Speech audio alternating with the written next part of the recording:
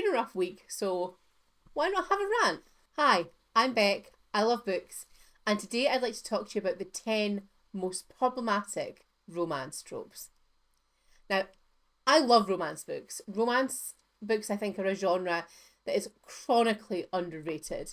I think that it's often looked down upon, but actually, romance books write about some of the realest things that many people will ever experience or aspire to. So I think that it's an important subset of literature. And I think it's also important to talk about things that might be problematic within that. The boom of book talk and popular romance books in general have led to a trend in quite a lot of tropes that are a little bit problematic. They might not seem problematic on the surface. We're not necessarily talking about dark tropes today, but oftentimes they lead to lessons being learned that are not quite what one might aspire to when it comes to a romantic relationship. Now, some people don't like tropes in general. I understand that. Some people say that they lack creativity or they lack originality, but I completely disagree. For me, a trope is something that is sort of comfortable and familiar, but I can't wait to see how a particular writer does it. I can't wait to see how a particular writer creates their story around the trope. So why are so many tropes so problematic? I've got this list here that are in no particular order. I have my favourites, of course, but it's been a rough week, so why not have a rant? Here are, in my opinion, the 10 most problematic romance tropes. The first trope I would like to talk to you about today is miscommunication. I feel like this is a trope that is universally disliked. I don't know anyone that loves a miscommunication trope. So if that's you, please tell me what it is that you love about it. The reason that I find it so infuriating is because I find it very hard to like a main character if they are so stubborn that they won't even talk. Like, if they're so stubborn that there is an issue that they can't talk about, I don't want to root for that person. It ends up being really frustrating for the reader because it is so obvious to the reader that the couple in this book are just suffering because of a miscommunication. I find it really, really... When in a life where things are far too short and anything could change in a moment, why would you waste time on miscommunication? Now, that is just why it is annoying. I think that the reason I find it problematic is because it just normalizes assuming how other people feel. It normalizes just letting chances pass you by. And I don't think that's a very healthy thing to be writing romance books about, which do usually have happy endings, which are usually about aspiring to an ideal of romance. The second trope that I think is a little bit problematic is actually the grumpy sunshine trope. Now, I know a lot of you love grumpy sunshine, and I understand the contrast in the characters. It is romantic in a way, but how is it? Getting a bit shrill there, but how is it attractive to be with somebody who is uncommunicative and nasty and grumpy?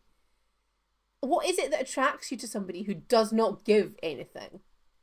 I don't understand it.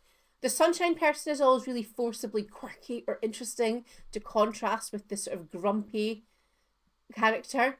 And I just don't think it's a believable layer to add to it. I think it also normalizes, especially men. It normalizes, because usually it's the man that's the grumpy. Not always, but usually. It normalizes treating them mean, almost like a sort of alpha male thing.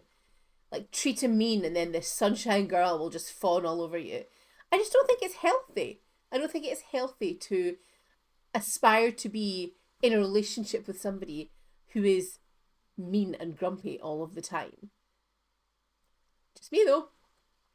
The third common trope that I think is quite often a little problematic is a love triangle. I'm not talking about a love triangle that ends up being a true triangle, like a poly love triangle, but I'm talking about you have to choose love triangle, or a love triangle where the narrator chooses. On a personal level, I always like the wrong person. So if there's a choice, it's always the wrong choice, if you ask me. But I feel like there's an awful lot of shame associated with a love triangle, particularly if the person who's sort of in the middle of the triangle is a woman. there seems to be quite a lot of shame associated with having these two people that they're seeing how things go with at the same time, the shame that's associated with having feelings for more than one person, when actually that's a completely normal thing. I don't think that having guilt or shame embedded in that is particularly healthy. I think as well the broken-hearted party in a love triangle, the one that is not chosen, the one that is not selected, there's quite often a convenient way to tie that up happily. So for example, the broken-hearted party might fall in love with the best friend, or they might decide that it was only platonic for them anyway. And while that may happen, it's actually just not really realistic, because life isn't like that. And yes, I know this is fiction, but in romance books we are generally talking about real connections, not always with real people, but real connections. And so I think that the sort of excuse that the party that is left behind will not be heartbroken or will not be upset, I just don't think that it just like it cuts it. I don't think it's enough. I think it's a bit problematic. So I've just said we're dealing with real connections, not necessarily real people. And that leads me to the fourth trope that I actually think is really problematic. And that's fated mates. Now, if you don't know what fated mates are, it's more common in the fantasy romantasy genre. And there is a bond that forms between two characters, which means that they have to be together because fate has chosen them in some way, shape, or form. It is specific to fantasy. It is really predictable, which is a little bit annoying. And it's so predictable because obviously in a fantasy world, this connection will cause some sort of magical bonds, or it'll maybe make powers more extreme, or sometimes it'll be like, why can I hear my partner's thoughts? Oh, I wonder, could you possibly be fated mates? However, the reason that I find this so problematic is because it takes away choice. It takes away choice. What if they didn't even like each other? What if they didn't like each other at all, and then they had this mate bond, and then fate says we have to be together? I find that genuinely really problematic. I want to read the book where people don't like each other, they discard the fated mate bond. Usually there's some horrible circumstances that happen when you discard it. I want to read the book where that happens and they choose somebody else and they go through the pain and wither away slowly, but they've made their choice and they're happy with their choice. If there is a book that exists like that, please let me know. I find fated mates so problematic because it just takes away that element of choice, which is so important. Choices are what make us at the end of the day. The fifth thing that I find quite problematic is betting or gambling. Now, I don't mean that in general, although obviously that would be similar. I think it's when there's a plot point where it's like, I bet I can get a kiss. I bet I can sleep with this girl by the end of the night. I bet I can get this guy to go home with me. Like a sort of bet or a gamble. And it's more prevalent, I think, in young adult romance, but it's usually inevitably the party that you've bet against or bet on. They always find out, and so you spend the whole book waiting for the moment that the penny drops and they realise it was all a bet. Yes, that's annoying, you're waiting for the tension, but you should never barter over a person, especially a person's body. You should never be in a circumstance, and nobody should ever aspire to be in a circumstance where they're like, I bet I could take them home with me tonight. And then that's what you and your pals all bet on. And yes, it happens and you might fall in love and it might be wonderful. But that should never be something that we're sort of encouraging in the first place. So I feel like the sort of bets are problematic. Number 6 is maybe a silly reason that I find this problematic. But that is when there is a love story based around amnesia. So I feel like it's not so common nowadays, but in quite a lot of historical romance novels, there's amnesia plots. So one character forgets everything, or they've been in an accident and they don't remember who they loved, they don't remember who they were. It's annoying because there's always a niggle or a plot hole, there's always something they shouldn't quite be able to do or shouldn't remember. And it's legitimately a bit too scary to enjoy. for me. Like, because, I mean, things like this could actually happen. But the reason I find it problematic is because what part of losing your memory is romantic? What part of that is romantic? What part of having to, yes, there's a part where you sort of have to scramble and you, by bit, you remember you were in love with somebody. But you know what? Never mind love. What about the basic things that you will have forgotten? What about your parents? What about your children? What about things that actually should come before romantic love?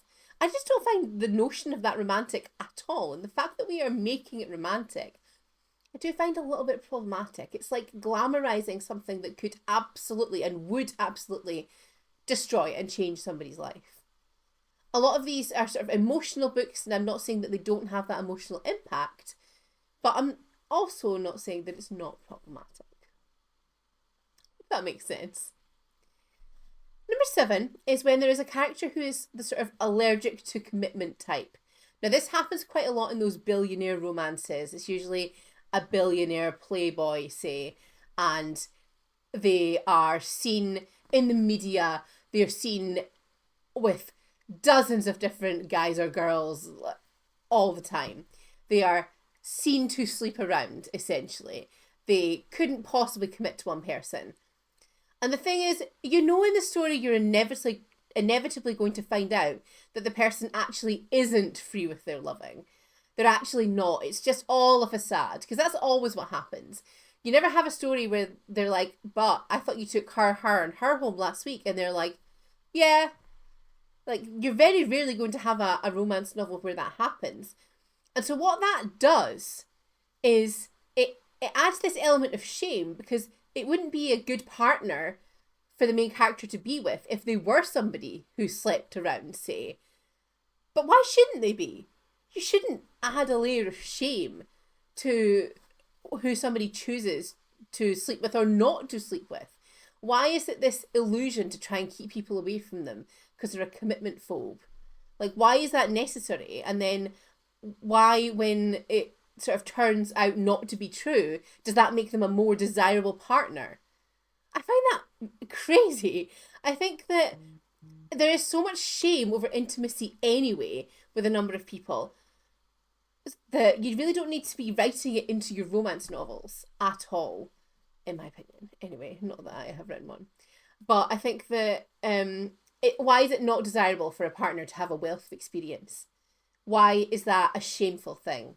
That's what I find problematic about the allergic to commitment trope.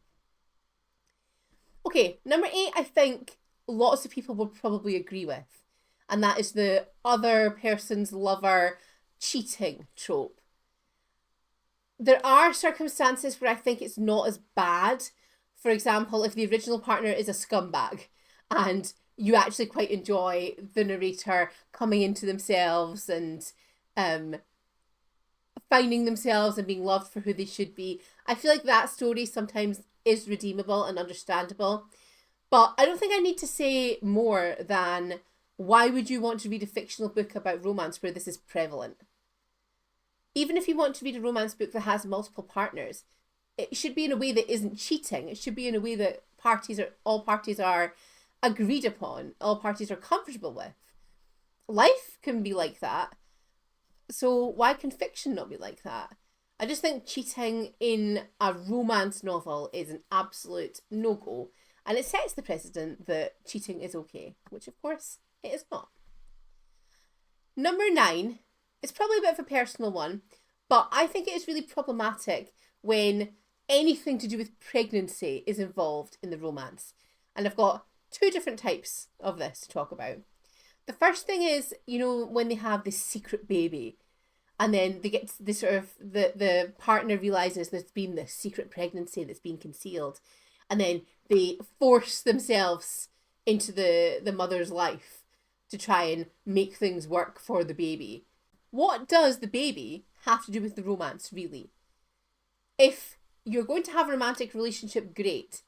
But you shouldn't ever be with somebody because of a child. You shouldn't stay with somebody because you have children with them, because the household does not have the positive atmosphere that it should have for the children if you're living with somebody that there is antagonism between you and them.